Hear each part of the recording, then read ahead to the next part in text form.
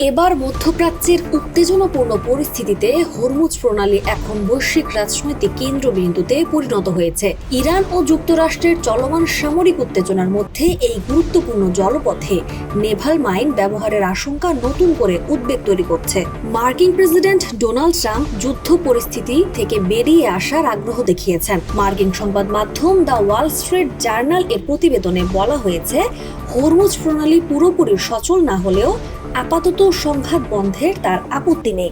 মূলত জটিল সামরিক বাস্তবতা এবং সময়সীমা অতিক্রমের আশঙ্কা থেকেই এই অবস্থান নিয়েছে তিনি। বিশেষজ্ঞরা বলছেন, পানির নিচে পাতা নেভাল মাইন অপসারণ করতে দীর্ঘ সময় লাগে এবং এতে বড় ধরনের ঝুঁকি রয়েছে।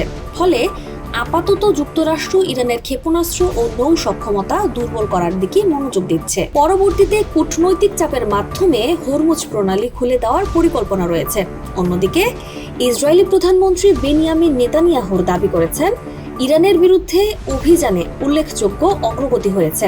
তার ভাষ্যমতে, ইরানের সামরিক ও পারমাণবিক সক্ষমতা প্রায় ধ্বংসের মুখে।